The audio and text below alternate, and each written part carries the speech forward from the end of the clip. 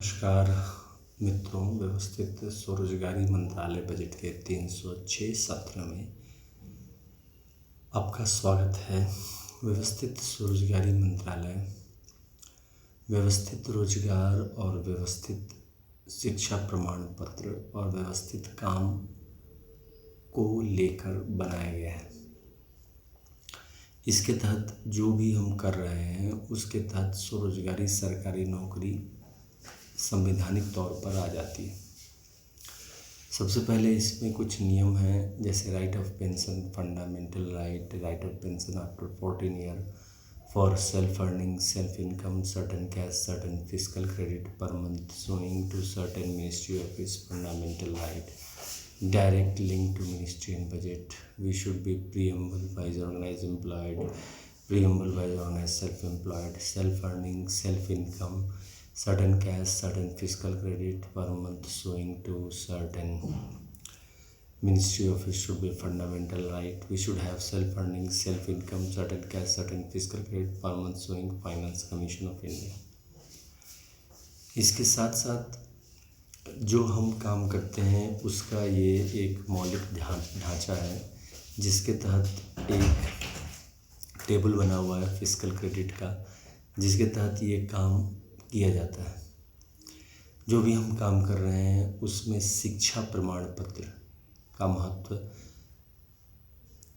बहुत ज़्यादा है, क्योंकि इसको मौलिक अधिकार दिया गया है। जो शिक्षा प्रमाण पत्र है उसमें वर्गीकरण किए गए हैं, जैसे कि जो सिग्नेचर नोन हुआ उसका अलग हुआ शिक्षा प्रमाण पत्र, फिर 5th पास, फिर 8th पास, फिर 10th पास, फिर पोस्ट, उसके बाद ग्रेजुएशन, पोस्ट ग्रेजुएशन, फिर उसके बाद PhD, डीलेट, MPhil, ये सारे डिग्रियों को एक साथ लिया गया है। साथ साथ संविधानिक मान्यता जिनके पास डिग्रियां नहीं हैं, जैसे जो अशिक्षित हुए या बिलो पॉवर्टी लाइन है, तो उसके लिए हमने संवैधानिक मान्यता आय काम पर उसको व्यवस्थित किया है व्यवस्थित स्वरोजगारी मंत्रालय बजट में।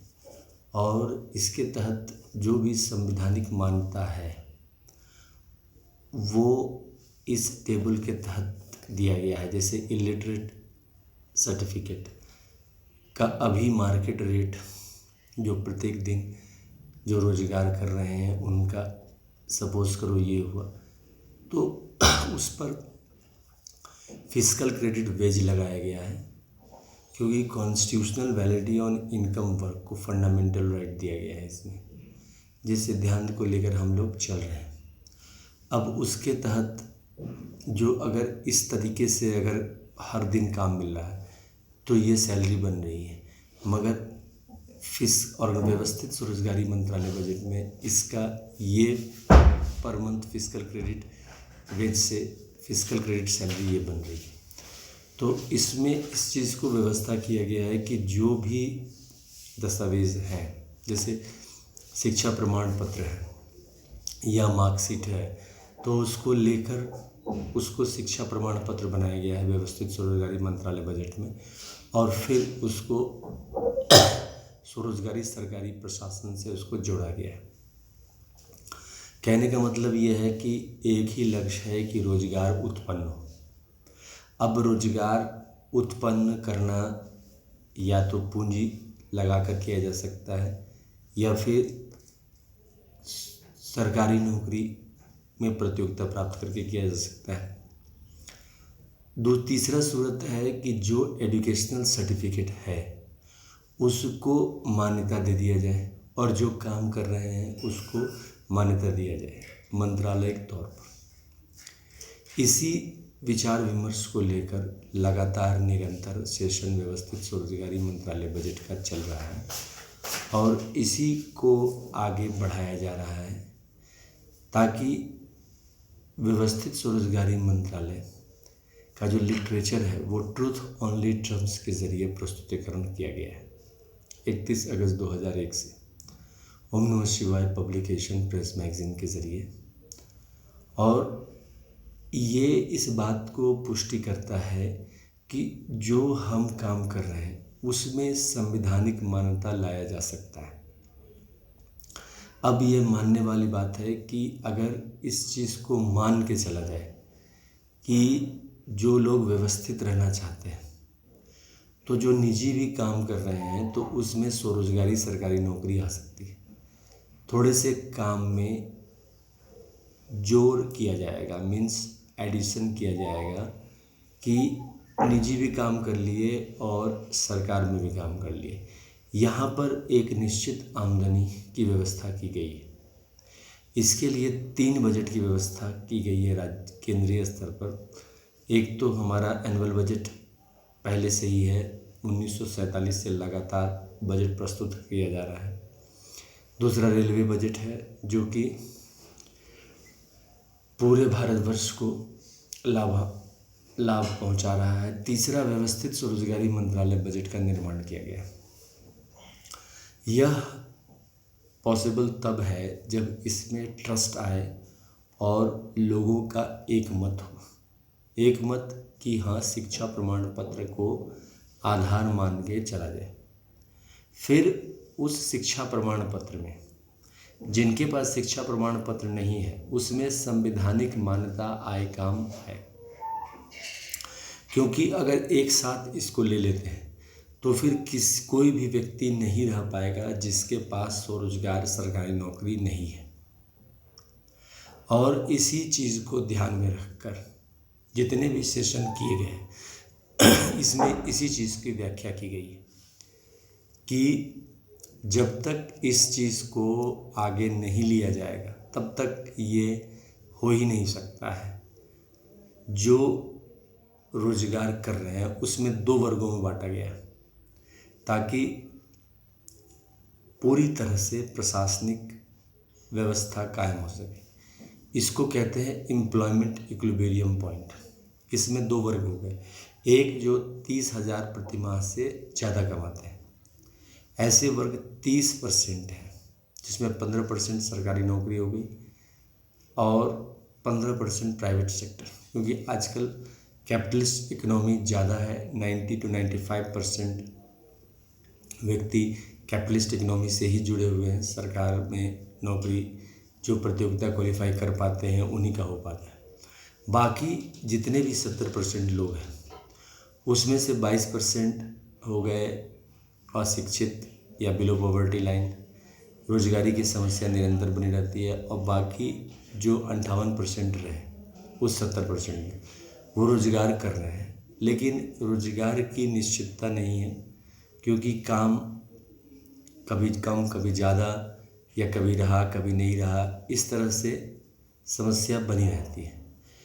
अब इसको शिक्षा नीति के तहत लिया गया है, क्योंकि शिक्षा को भी प्रोत्साहन देना है, साथ साथ जो शिक्षा प्राप्त करके जो डिग्री प्राप्त कर रही है उसको भी प्रोत्साहन दिया गया है। अब इसमें सबसे जो त्रुटि रही है 1947 से वो रहा है कि शिक्षा का जो प्रमाण पत्र है उसको सरकार ने दिशा देना है, तो वो दिशा तब दिया जा सकता है जब उसको व्यवस्थित स्वरोजगारी मंत्रालय बजट के तहत लाया जाए। जिनको स्वरोजगारी सरकारी नौकरी की आवश्यकता है उसको एक टेबल के ज़रिए, जैसे रेलवे का टेबल होता है, फेयर का टेबल होता है, 10 किलोमीटर 20 किलोमीटर 100 किलोमीटर 1000 किलोमीटर जितना भी ट्रैवल करो एक ही टिकट लगेगा, चाहे हर वर्ग के लिए अलग अलग व्यवस्था की गई है, फर्स्ट क्लास, सेकंड क्लास और जनरल क्लास। इसी प्रकार से एजुकेशनल सर्टिफिकेट का जो मेज़रमेंट है उसको एक फिस्कल क्रेडिट वेज के तहत लिया गया है। ये फिस्कल क्रेडिट वेज लिया गया है प्राइवेट सेक्टर का जो वेज रेट है उससे। जो प्राइवेट सेक्टर का वेज रेट है उसका आधा।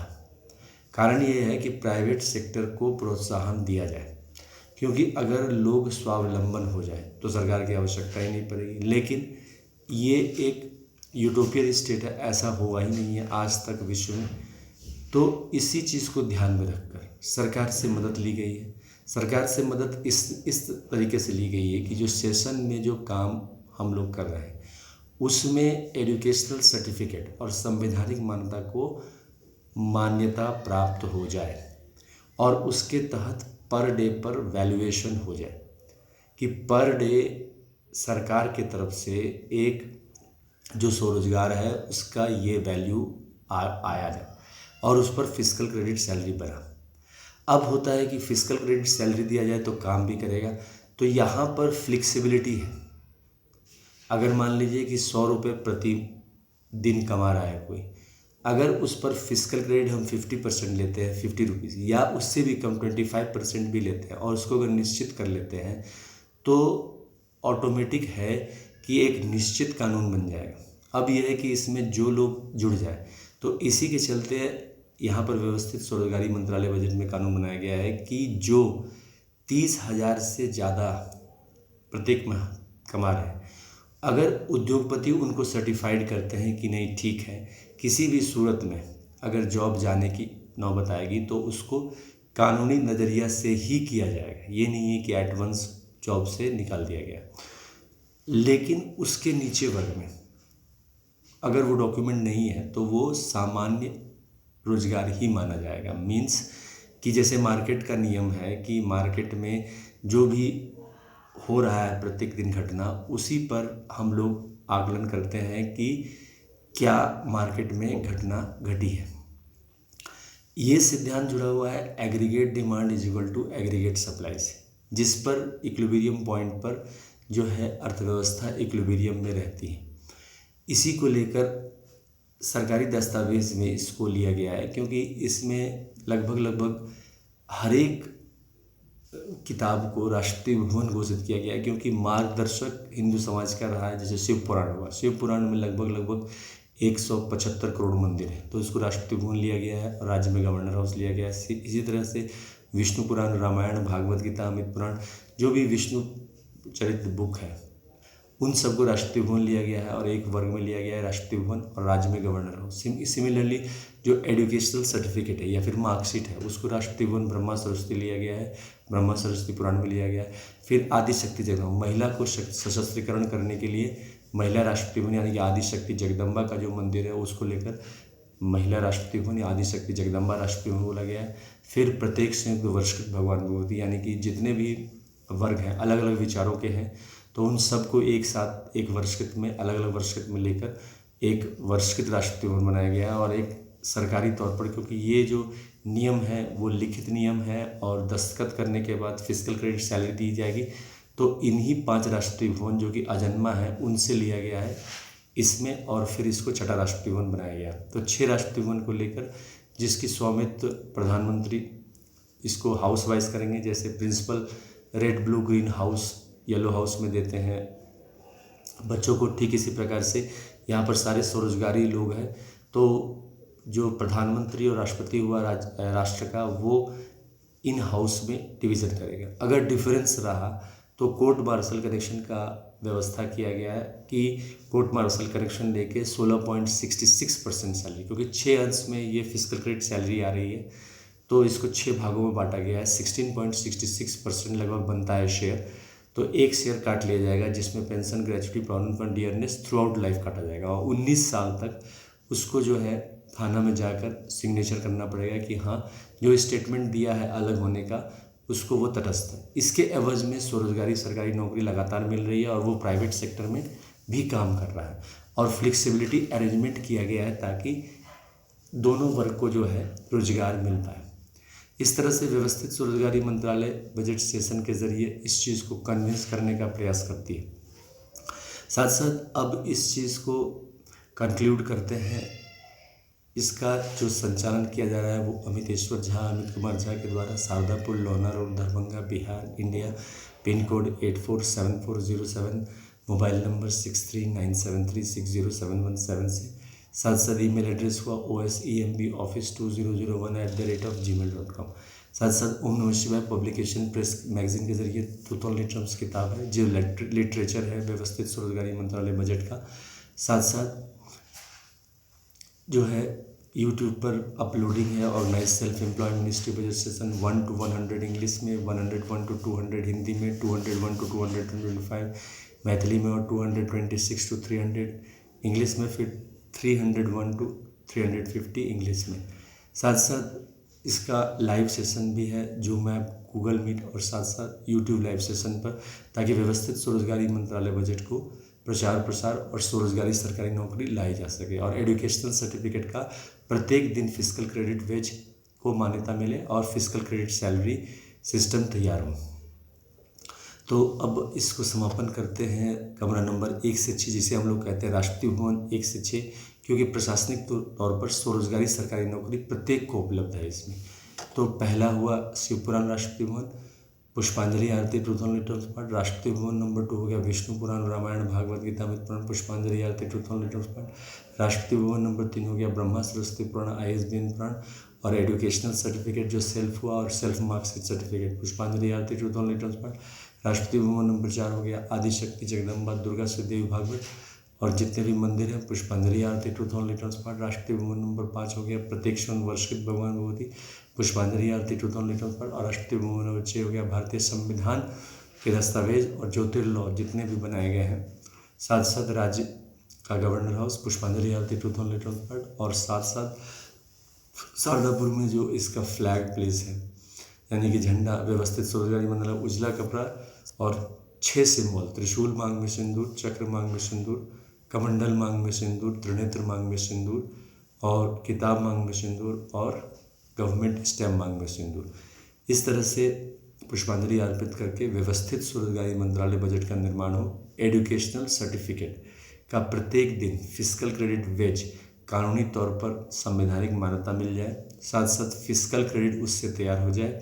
इसी लक्ष्य के साथ हम लोग इस सभा को समापन करते हैं। नमस्कार, धन्यवाद।